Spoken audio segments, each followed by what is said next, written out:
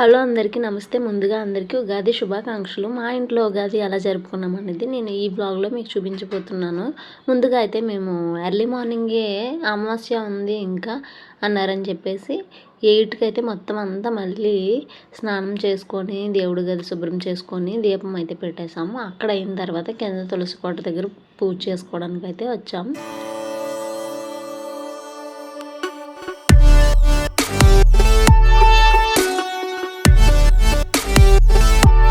దీపం పెట్టడం పూర్తయితే మనకి కొంచెం పని సగం అయిపోయినట్టే ఉంటుంది కదా.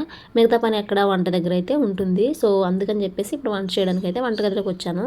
ఈరోజు ఇంక స్పెషల్ ఏం లేవు, జస్ట్ పులిహోర చేద్దాం అనుకున్నాను అంతే. నాకు నిన్నటి నుంచి ఒకటే మనసు అంతా చాలా బరువుగా ఉంది. ఇంకా మనసు అసలు ఏం బాగాలేదు. దేనికోసం అంటే యూట్యూబర్ వైష్ణవి ఇలా మర్డర్ కేసు కోసం చూస్తున్నప్పటి నుంచి నా మనసు ఎందుకో చాలా బాధకు గురైంది. ఉగాది రోజు అయితే నాకు ఆ రోజు పండగలానే అనిపించలేదు. నాకే ఎలా ఉందంటే వాళ్ళ ఇంట్లో పరిస్థితి ఎలా ఉంటుందో మనం అర్థం చేసుకోవచ్చు. ఇంకా ఈ అమ్మాయి కోసం నేను ఇప్పటివరకు కూడా వీడియో పోస్ట్ చేయకపోవడానికి కూడా కారణం అదే. అసలు కాన్సన్ట్రేషన్ చేయలేకపోతున్నాను. మొబైల్ తీస్తున్నాను కానీ ఇంకా తన వీడియోస్ చూడడమే ఒక 4 డేస్ నుంచి నేను ఇంకా అదే పనిగా తన కోసమే ఆలోచిస్తున్నాను. నైట్ పడుకున్నప్పుడు కూడా చాలామంది అయితే నాలానే ఫోను ఇంకా తన కోసమే చూస్తుండే వాళ్ళు అయితే కామెంట్ చేయండి. మీకు ఎలా అనిపించింది అసలు ఆ ఇన్సిడెంట్ కోసం? ఆ అమ్మాయికి త్వరగా న్యాయం చేయాలని దేవుడిని నేను కోరుకుంటున్నాను. అసలు అలాంటి సిచ్యువేషన్ ఎవరికి రాకూడదు.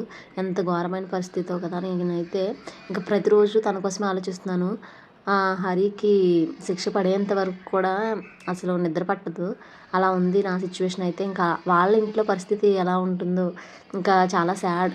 ఇంకా ఎంతమంది అన్నదమ్ములు ఉన్న చెల్లికే అసలు రక్షణ లేకుండా ఉందంటే ఈ రోజుల్లో చాలా పరిస్థితులు దారుణంగా ఉన్నాయి. నా బ్రెయిన్ అస్సలు కాన్సన్ట్రేషన్ చేయలేకపోతున్నాను దేని మీద. ఈరోజు అందుకని ఓన్లీ పులిహోర మాత్రమే చేసేసి ఇంకా ఊరుకున్నాను. దానిలోకి బంగాళదుంప కర్రీ చేశాను. ఇంకా ఎలాగో మా అత్తయ్య ఉగాది పచ్చడి చేసేస్తారు కాబట్టి రెగ్యులర్గానే ఇంకా అదే జస్ట్ చేసుకొని దాంతోనైతే ఆపేసాం మేము.